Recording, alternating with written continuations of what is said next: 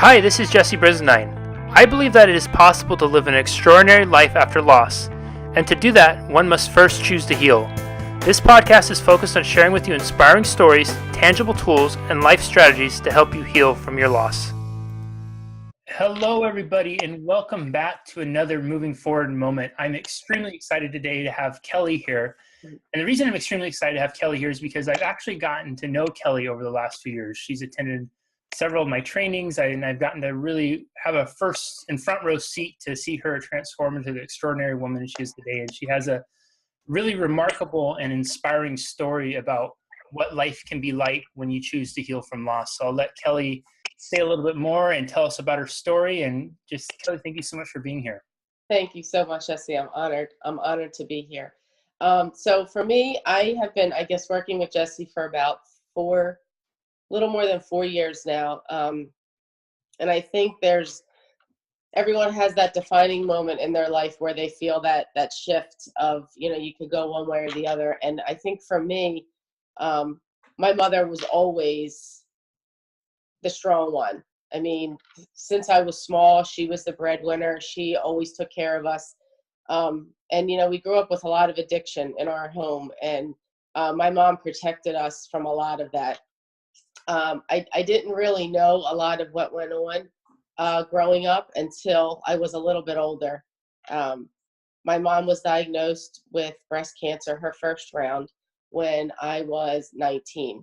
And I think that was the turning point for my whole family and the path that my life would go down. At the time, I had 2 young brothers, and my mom was very, very sick back then. And, when she was sick and going through that at 19, I knew if something had happened to her, I would be taking care of my brothers. So it was at that moment that I knew at 19, it wasn't about finding out who I was. It was about taking care of the family and my brothers and making sure that they were okay because they didn't have my dad. So my whole life at that point was living on my own, working, trying to make sure I had everything in place if something would happen to my mother back then. And looking back in hindsight, that was just a lot of pressure. It was a lot of pressure on me. And, I think that point going forward, I was the person that always took care of everyone else. I didn't know how to take care of myself. I never had the time to, because I was so worried about everybody else and making sure to let anybody else down. Mm-hmm. Picking up where my dad should have been there. I didn't really have time to focus on me. So, fast forward to 2008. Let me just pause you really quick, Yeah. Kelly, because I think that's such an important point. I think a lot of people listening to this right now have been in that position where somebody gets sick, and then there's all of a sudden this weight of the world comes on, especially I think for younger people who have had parents that have gotten sick, and they'll be teenagers like you were, or in the early 20s, or maybe even younger. And I want you to really all pay attention to what Kelly's saying here, because she's making this decision out of love. But in making the decision out of love, she's also acknowledging that she's sacrificing a part of herself and a part of her own needs too. And it's going to create a little bit of disbalance, right, in life, or disbalance, is that the right word? But disruption in life, out of balance in life. So I just want to make sure we pay attention to that, because we have the gift of hindsight right now having this conversation. And if you're in a position right now like Kelly was in, make sure, it's easier said than done, but have at least 1 or 2 things that you can ground yourself to, that you can still have for yourself. If you're a 19 or 18-year-old kid, have 1 or 2 things where you still allow yourself to be the kid, even though you're heaping a world of responsibility on yourself. Okay, so sorry, back to 2008. So, and at the time, I thought the one thing that I had grounded was the relationship that I was in. But as you could probably imagine, everything else that I had to do, I didn't really have time to put into that. So in addition to all of that, I went through probably which I know the biggest heartbreak that I've ever had at the same time. So I even more threw myself into taking care of other people because I just couldn't get through that on my own. So I just continued to take care of everyone. Fast forward to 2008. My mom was in remission and my father got sick. And all of the anger that I had with him of, drinking and not knowing him sober, all those emotions that I think I never dealt with came kind of rushing in with him. And I took care of him. And, when he was on hospice, and, I got to have a conversation with him sober that I've never had. And it was at that point that I realized my parents did the best that they could with what they had. I don't know if it was good or bad, because talking to him sober, you didn't know if, that's what you missed your whole life, or if it was a gift that you actually got that. That was really hard for me. So there was a lot of emotions that I got out of everything that I held in with him, thinking I was going to be that person that was going to beat the odds. I wasn't going to be a product of that. I was going to live different. I was going to do A, B, and C. I was going to graduate. I was going to go to school. It was almost like I looked at him and I learned how I didn't want to live. And talking to him and seeing how he would drink, he wanted to be numb and not deal with his issues. It was at that point that I knew when he passed, I had to deal with all of this stuff that I never dealt with. Back to a heartbreak 10 years before that. It was so many things that I carried with me that I could just not let go of. I didn't know how to. So for that whole year after my dad passed, I kind of helped my mom. I went to different counselors. I went to Al-Anon counselors, thinking maybe they could help me get through it. And everywhere I went, it was like all they wanted to do was talk to me about why I am the way that I am. At that point, I knew why I was the way that I was. I didn't know how to fix it. And I would get these Al-Anon daily books, the 12-step books on growing up in an alcoholic home. I would read these books, and me and my husband would sit there and I would say, I can't believe somebody actually put in writing like what I feel. Like I never thought somebody else could think that. So that was the start of my journey, that I got a book from my mom, and every day I would call her and we would read it for that day. And we would be like, oh my God, like we just related to it so much. And music was me and my mom's thing. So for that whole year, I tried to help her. Everything I learned, I brought to her. And literally a year to the day that my dad passed, my mom was diagnosed with her breast cancer reoccurrence, which she was stage 4. So in addition to all of that, it was, okay, now I'm trying to deal with my emotions. Mom is sick. It's time to take care of mom. So all my stuff was kind of pushed aside again. And for 4 years, she was my priority. Every doctor, every PET scan. Me and my siblings, me and my sister, we were trained to drain her at home. There is nothing. Jesse, for me to say those doctors knew that I was coming when I went to those appointments is an understatement. I can't tell you how many times I walked in these appointments and they would say, are you in the medical field? Are you a doctor? Because the passion for taking care of her, for all the years that she was strong for us, it was top priority, to the point where my husband and children were on the back burner. For those years, that was just, to me, I had all that time later. I needed to make sure she got the best care. No, and as you're long being as she, yes. a And as warrior long for as your mom. she, yes. And as long as she was fighting, I was going to fight for her. Yep. And that's kind of how those 4 years went. It was up and down, up and down. And, it got to the point at the end, we would sit in her treatments and she would just look around and she would say, that poor old lady doesn't have anybody, or this one doesn't have, God, I wish I could help all of them. And I'm like, Mom, you can't help them. You have to take care of yourself. Like, you got to worry about you. We'll worry about them. Don't worry. If you want me to drive some home, I will. It was like she was always worried about it, taking care of everyone else, when she had a shit ton of problems of her own, that it was just easier to help other people. And that's exactly how I was, to the T. If I was by myself, that's when I felt the worst. I had to be around people. I had to be around family and all. And my mom was the same way. So as she got sicker, we tried everything. I did research. I would stay up, go to all her appointments. And, it got to the point where she was tired. And she said, I still remember it. We were riding in the car. And she said to me, I don't want to stop treatment because I don't want you to think I gave up. And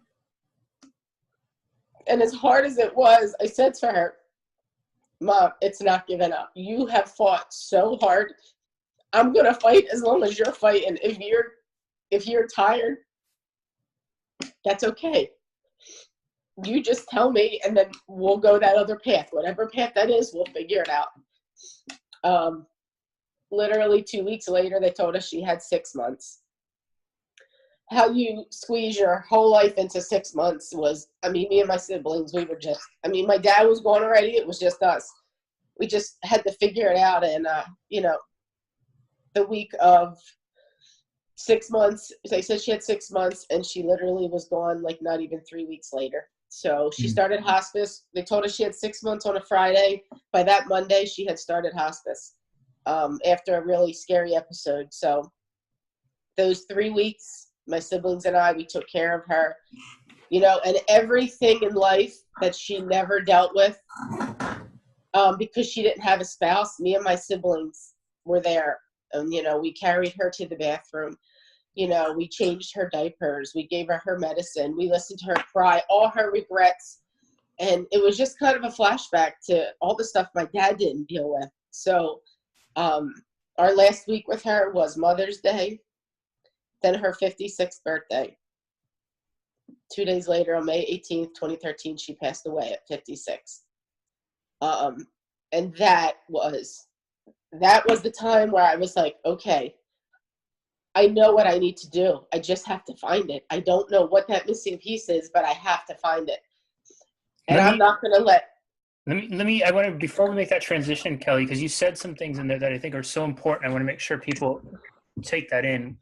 I want to circle back around to what you're talking about with your dad and having the conversation, realizing that, you know, your dad did the best he could. Now, whether that was good or bad, it's hard to say, but that's such an important point. And I think not just for people watching this and listening to this who have parents who are in a terminal space like yours were, but for just anybody who has had a challenging relationship with their parents. As little kids, we have this perception of parents thinking that they're these superheroes, that they're these immortal figures, that they're, you know, we put them up there with Superman and Wonder Woman and whatnot. And unconsciously, we don't realize we're doing that. We don't recognize as little kids, and we have no way of knowing, but we don't recognize as little kids that all of our parents are big kids. And they're just big kids that have the same, they had once upon a time hopes and dreams. They had fears, they have anxieties, they have all these challenges with the world. But as little kids, since we don't understand those things, we start to really weigh their responsibility in the sense of they should this or they should that. And parents, they don't necessarily know any better. We'd all love to think that our parents would be perfect and they'd have the baby Bible, how to make a perfect child come out. And on top of that, we may fall into the pattern of blaming our parents for where things aren't working right for us. But if you all could take something away from what Kelly said there, recognizing that your parents are doing the best they can. I remember vividly with my dad when my dad passed away, and I've shared this story before. I've saved every single birthday card, Christmas cards, and whatnot I've ever received since I was 18, except for one. And it was this one my dad sent me when I think it was my 23rd birthday.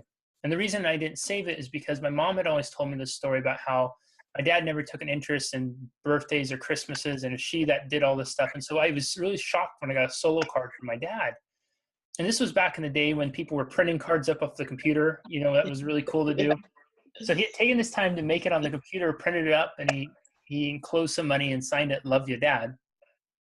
And I remember when I opened that card, I got so pissed off because I was thinking, you know, how dare you? Like, you had all this time and you never cared to do anything like this before, and now you're going to try to like buy my affection and whatnot. So I tore the card up, threw it away, kept the money, of course. And then when my dad passed away a few years after that, I remember going to his office and to clean out his desk. And his desk was, I mean, it was remarkably empty save for the computer on it. And I remember I started clicking around the computer, and for whatever reason, there was this file that caught my eye, and I double clicked on it and I opened it up, and it was one of the only files on the computer was the birthday card he had given me. And in that moment, Kelly, I was similar to what you described. My whole life changed because I realized that my entire life I had only seen my dad through my mom's eyes, and I'd never given him a chance to see him as a human being.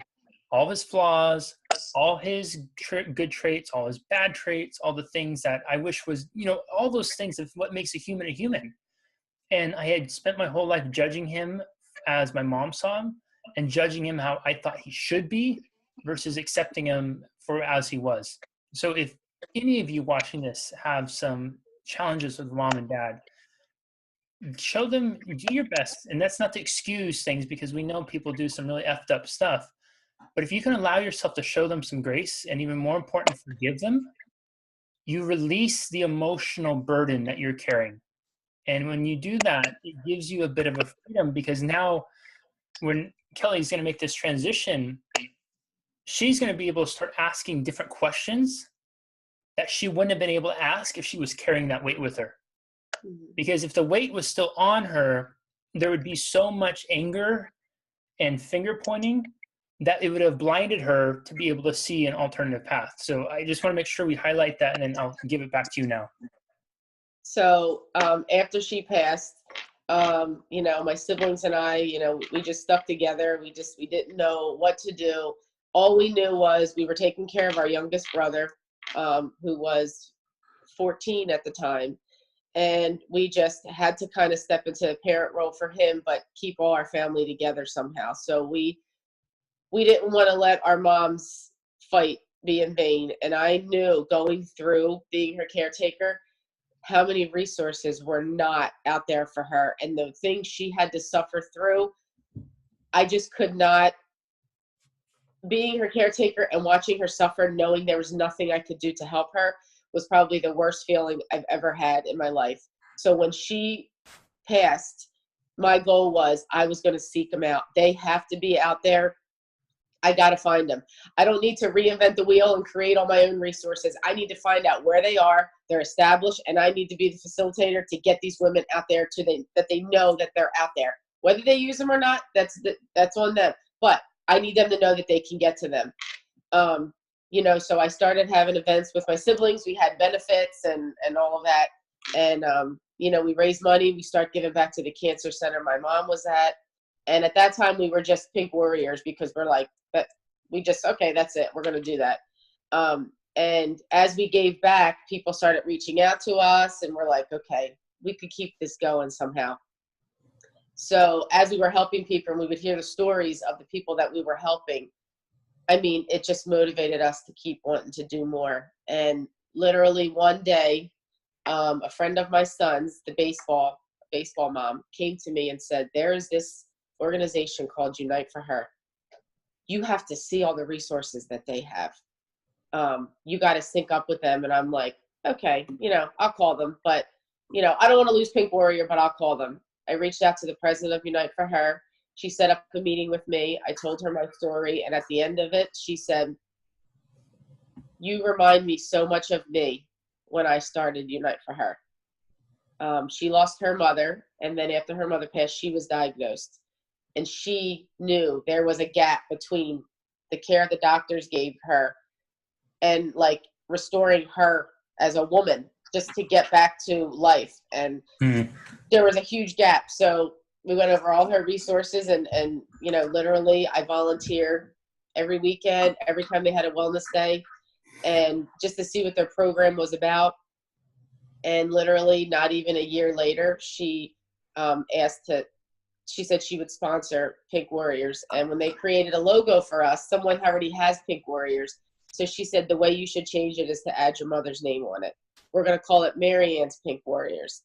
And that was in 2016. But in between that, this is the concise version, but in between that, my mother died in May. And I found you in November of 2013. And when I thought of what I wanted Pink Warrior to be, I didn't know how to get there because I had so much that I was carrying. I found you in November of 2013, followed you for almost a whole year, and then took my first course. And going through that course was like the best therapy that I've ever had, the self-love one. And that, I think, is what motivated me to want more. This is something that I wanted. This is something that I wanted to do. And you were that missing piece that I was missing all of those years that I didn't know what it was. And I just happened to stumble upon you on Facebook. And 4 years later, Pink Warrior is, just this year alone, we're working on getting 7 women sponsored into the program. Wow.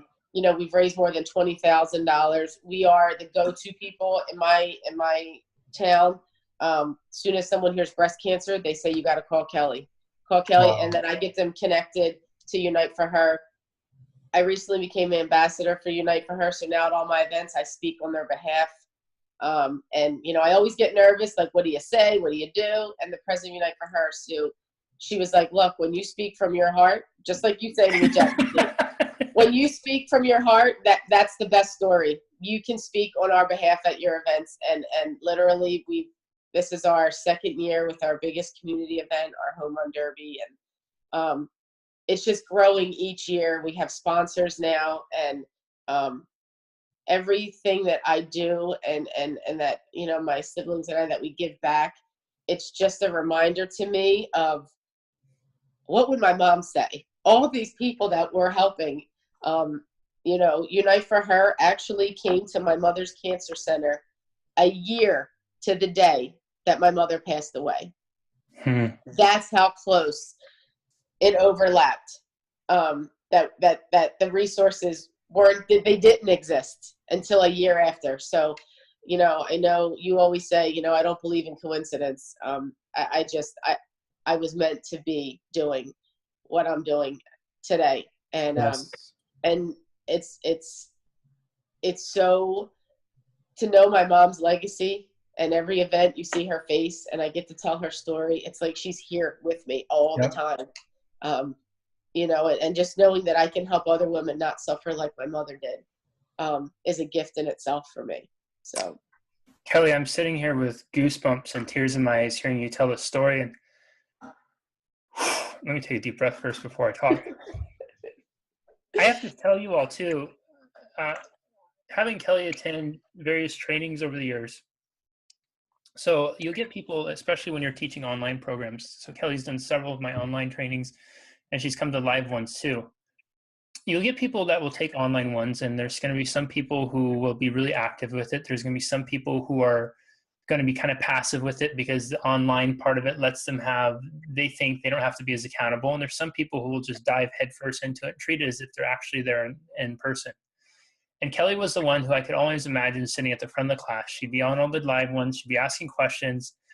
And I can remember one time we did a coaching call, and Kelly was in her car, and because that was the only place she could get privacy. And she was so committed to one story. And it was working through the story. And then she finally kind of had this moment where she had to surrender to it. She was crying, but she was resistant to it still, as we sometimes are with our stories, because we use our stories to help us make sense of life as we see it. If we've put one color of glasses on, we use our story to help us make why this makes sense, right? We can look up at the sky and it might be blue, but we can call it green, and that's what we'll keep our story around for. But there was layers that was getting peeled off for her. I will never forget Kelly being at one of the last Unlock Your Greatnesses, and she was sitting in the front row, and this was getting towards the end of it, and you can just see, I've gotten to watch her evolution over the last few years, and there was a moment that I remember for her, and I think it was midway through day 1, where I saw something shift in her big time. And at the end of day 2, and these are 2 full days, we're together for about 12 hours or so each day, she goes to share, and you could just see her whole inner world that transformed, and she had become this woman that wasn't defined by her old story, but she had become a woman who had written a new story, and it was a new story of purpose. I always say that purpose is usually found in 2 places, in our pain or pleasure, and Kelly had been through a lot of pain. She had been a lot of pain, and that pain had been so much of her story for so long, but she was able to finally shift and find this deeper purpose in it. And it literally catapulted her to where now Marianne's Peak Warriors is getting write-ups in the newspaper. It's getting, the fundraising's growing. She's this ambassador person now. And now she's carrying on her mom's legacy in such a way where her mom's a part of stuff. And she's helping other women. She's helping other families. Her ripple effect, hers and her mom's, it goes so much further. And that would have never happened if Kelly would have stayed in her story. See, one of the things I think is really important and why I think Kelly's such an extraordinary woman is because we all are going to go through some really fucked up stuff in life. And it doesn't mean that the rest of the life has to be that way.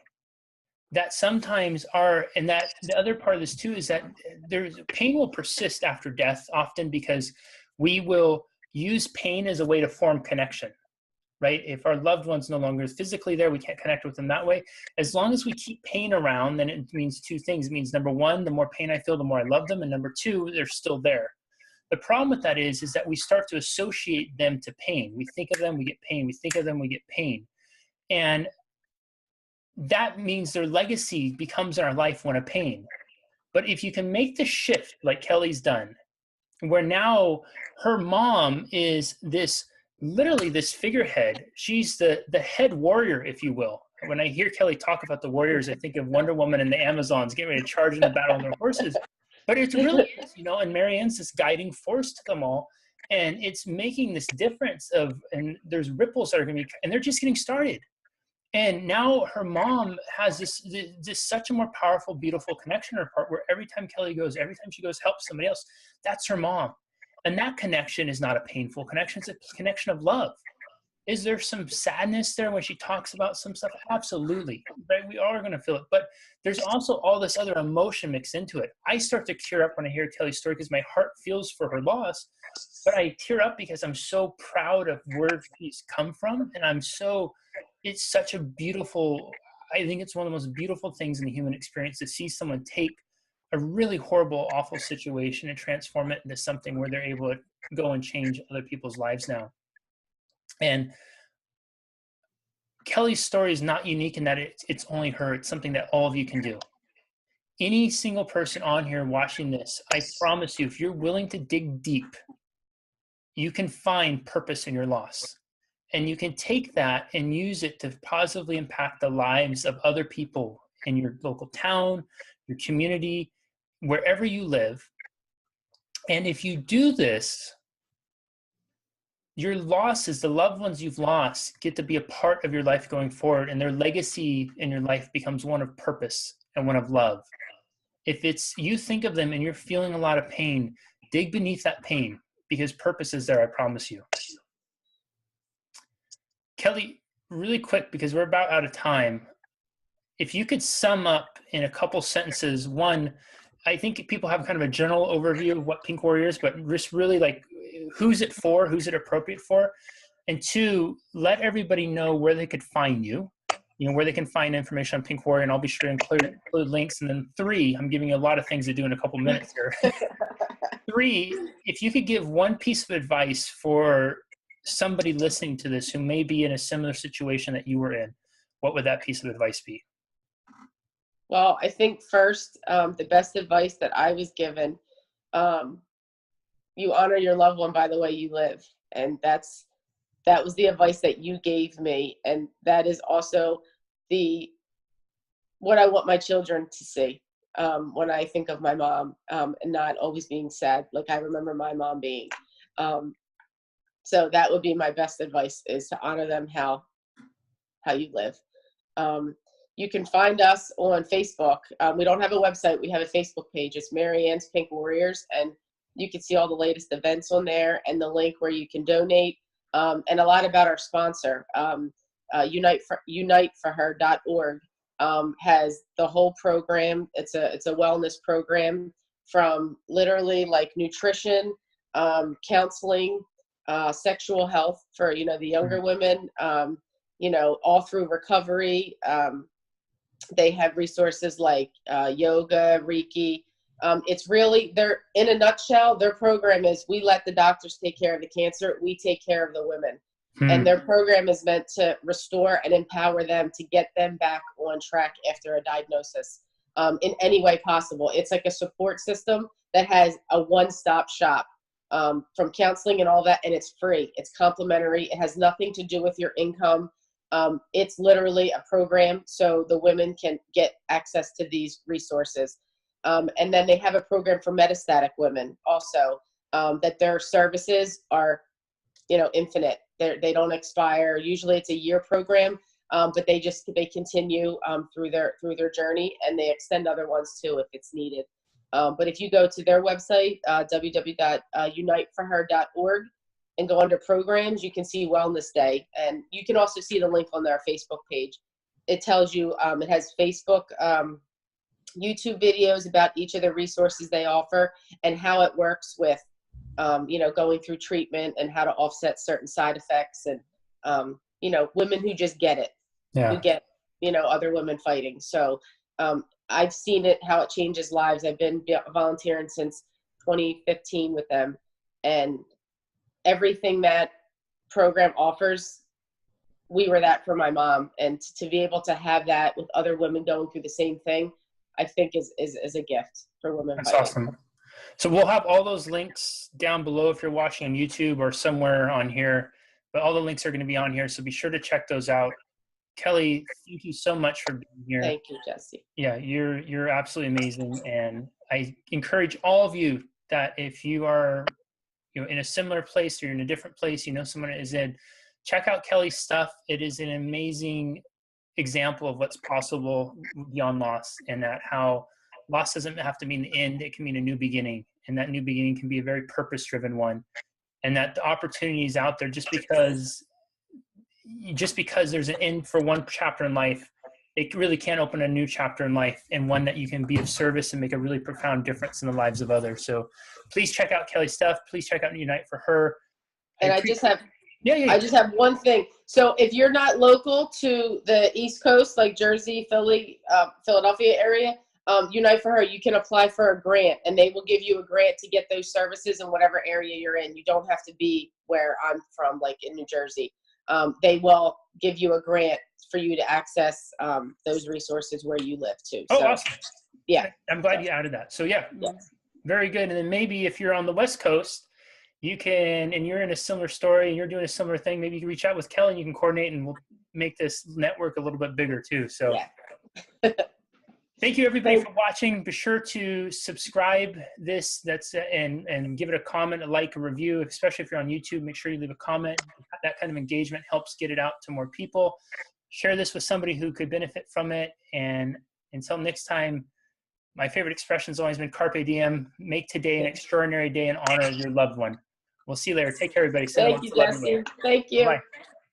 You've been listening to Healing from Loss, the podcast.